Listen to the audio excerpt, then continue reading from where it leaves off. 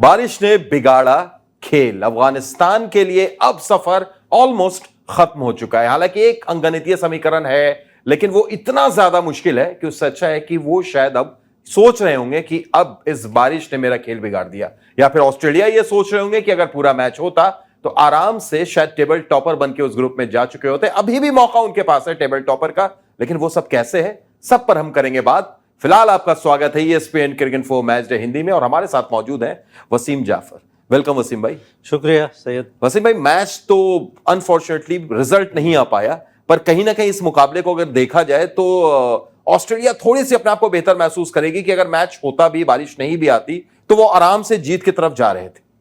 जी बिल्कुल जा रहे थे, और पूरा मैच होता तो ऑस्ट्रेलिया लग रही थी कि फेवरेट से बारिश से पहले जिस तरह से ट्रेविस हेड बल्लेबाजी कर रहे थे और इवन स्टीव स्मिथ भी लय में नज़र आ रहे थे। और अफगानिस्तान ने जिस तरह से गेंदबाजी शुरुआत की, थोड़ी डिसअपॉइंटिंग हो गए कि दोनों तरफ विकेट की गेंदबाजी की, फील्डिंग उस स्तर की नहीं थी, कैचेस छोड़े, तो शायद ऐसे लगा कि बहुत ज़्यादा कुछ ट्राई करने चले गए विकेटें निकालने में, और वो नियंत्रण कहीं खो बैठे। जो हमने नियंत्रण इंग्लैंड के सामने देखा था वो आज नजर नहीं आया।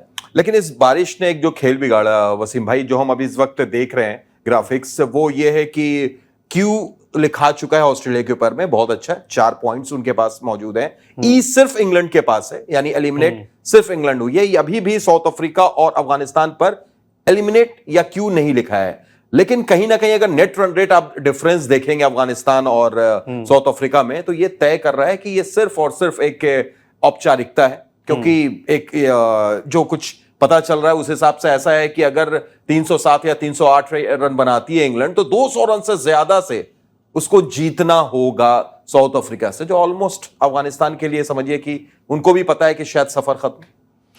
जी हाँ, और इंग्लैंड से इंग्लैंड जिस तरह से खेल रही है, और साउथ अफ्रीका अगर हम देखें जिस तरह से खेल रहे, तो बड़ा मुश्किल काम है। इंग्लैंड की अपनी समस्याएं हैं, साउथ अफ्रीका वहीं बहुत बढ़िया क्रिकेट खेल रही है, तो और प्लस क्लासन वापस आते हुए नज़र आएंगे, तो बिल्कुल ऐसे लगता है कि वो एक औपचारिकता ही है कि साउथ अफ्रीका क्वालिफाई हो जाएगा। लेकिन कौन से नंबर पे होता है ये देखना होगा, क्योंकि उस पर डिपेंड करता है कि इंडिया किसके साथ में खेलेगी।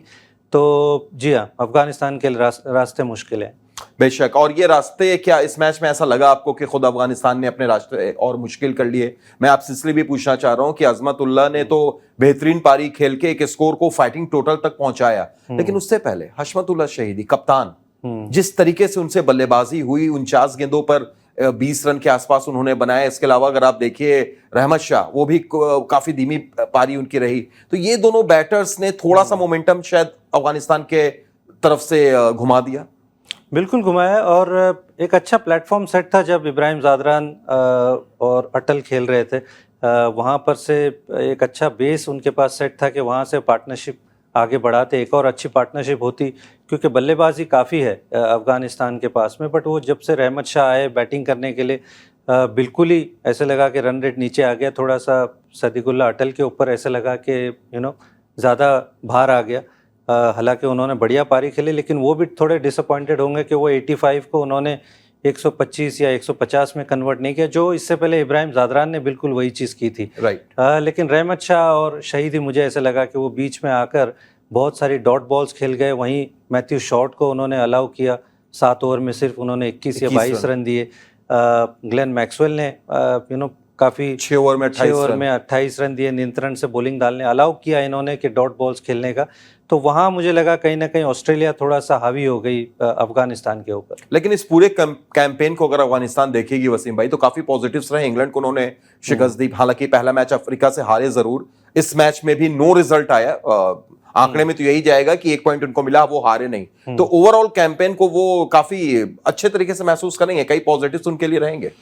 पॉजिटिव्स तो हैं, जी हाँ बिल्कुल। लेकिन मुझे लगता है कि सबकी उम्मीद ये थी कि वो शायद सेमीफाइनल क्वालिफाई कर जाए, क्योंकि इससे पहले T20 वर्ल्ड कप में किया था क्वालिफाई, 50 ओवर में होते होते रह गए थे। तो शायद मुझे ऐसा लगता है कि अगर वो खुश होंगे अपने इस कैंपेन से, तो थोड़ा सा मुझे अफसोस होगा, क्योंकि शायद हम सब की नज़र थी कि अफ़गानिस्तान, मैंने खुद उनको ये अपनी लिस्ट में उनको डाला था कि साउथ अफ्रीका और अफ़गानिस्तान शायद इस ग्रुप से क्वालिफाई कर जाएंगे। तो मुझे ऐसा लगा कि जिस तरह से शुरुआत बड़ी धीमी की साउथ अफ्रीका के सामने, ऐसे लगा कि वो अफगानिस्तान नज़र नहीं आए जिसे हम जानते थे। फिर इंग्लैंड के सामने बहुत बढ़िया मैच खेला, वहाँ पर 38 फॉर 3 के बाद में 325 रन बनाए, तो वो फाइट नज़र आई। और आज बिल्कुल उसके उलटफेर हुआ। आज उनके पास मौका था कि आज भी वो 300-320 अगर रन बनाते तो शायद बात कुछ और होती। बेशक। और दूसरी तरफ ऑस्ट्रेलिया की तरफ आप देखें वसीम भाई, तो क्या वो टीम अपने आप को सोच रही होगी कि सेमीफाइनल में तो पहुंच गए 4 अंक लेकर, लेकिन कहीं ना कहीं शायद वैसे तैयार नहीं है, क्योंकि पहला मैच अगर आप छोड़ दें जहां पर इंग्लैंड के खिलाफ उन्होंने चेस किया 351 रन, बॉलिंग को उस हिसाब से वो अपना टेस्ट नहीं कर पाए। दूसरा मैच हुआ नहीं, वॉच आउट हो गया। ये भी मैच पूरा खत्म नहीं हुआ, वॉच आउट हो गया, रिजल्ट इसमें भी नहीं आया।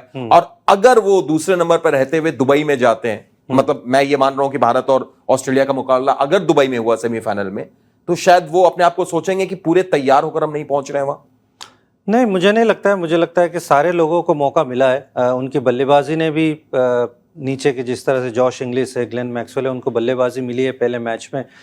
यहाँ पर ट्रेविस हेड ने भी रन बनाए हैं। बॉलर्स ने आज बढ़िया गेंदबाजी की, हम बात कर रहे थे स्पेंसर जॉनसन की, उन्होंने आज कमाल की गेंदबाजी की। वो गति और वो स्विंग और सीम देखने को नज़र आई। स्पिनर उनकी अच्छी गेंदबाजी की, जैम्पा अच्छे फॉर्म में है। तो आई थिंक सारे अगर देखा जाए तो बॉक्सेस टिक किए हैं। एक जो युवा तेज़ गेंदबाजी की हम बात कर रहे थे, तो उन्होंने आज बहुत बढ़िया गेंदबाजी की है। तो ऑस्ट्रेलिया बिंग ऑस्ट्रेलिया, चाहे जो भी खिलाड़ी हो, ऐसे लगता है कि वो कम्पीट करती है, और वही उन्होंने किया है। सारे लोग ऐसे नज़र आ रहे हैं कि अब वो नॉकआउट स्टेज के लिए तैयार है।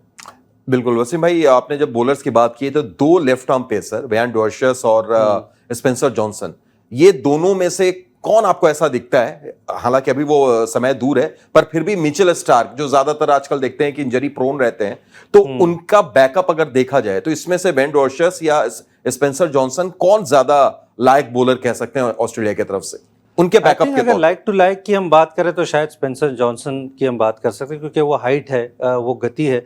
बेन डोरिस थोड़ा सा वो गति में कमी है, थोड़े से हाइट में भी उतनी हाइट नहीं है जितनी हम मिचेल स्टार्क की बात करते हैं। तो अगर बिल्कुल मिचेल स्टार्क की अगर हम कंपैरिजन की बात करें तो शायद वो स्पेंसर जॉनसन है। चलिए, जब कंपैरिजन की बात हो रही है तो आखिर में चलते चलते Bharat Australia, Bharat south Africa, कौन सा मैच आप देखना चाहेंगे? क्योंकि यहां पर यह मानकर चलिए कि शायद 1 पॉइंट मिल जाता ऑस्ट्रेलिया को, और तो वो 5 अंक लेकर सेफर साइड पे टेबल टॉपर की तरफ रहते। तो अब अगर दूसरे नंबर पर आते हैं और भारत नंबर 1 पे रहता है, तो फिर इंडिया ऑस्ट्रेलिया आप देख रहे हैं वसीम भाई? मुझे ऐसा लग रहा है कि साउथ अफ्रीका इंग्लैंड का मैच शायद साउथ अफ्रीका जीत जाएगा, तो उस लिहाज से ऐसा लगता है कि इंडिया ऑस्ट्रेलिया शायद सेमीफाइनल देखने मिलेगा। चलिए, तो उम्मीद कुछ ऐसी ही रहेगी। बहुत बहुत शुक्रिया जुड़ने के लिए, तमाम बातचीत के लिए। तो भाई, इंडिया ऑस्ट्रेलिया होता है या इंडिया अफ्रीका होता है, ये तो वक्त बताएगा। बीच में एक इंडिया न्यूजीलैंड का भी मुकाबला है, वो भी काफी अहम रहेगा, वो भी तय करेगा कि कौन इस ग्रुप से ऊपर है सबसे। बहरहाल, आप जुड़े रहिए हमारे साथ, आपको हर एक update ESPN cricket info Hindi में मिलती रहेगी। फिलहाल दीजिए इजाजत।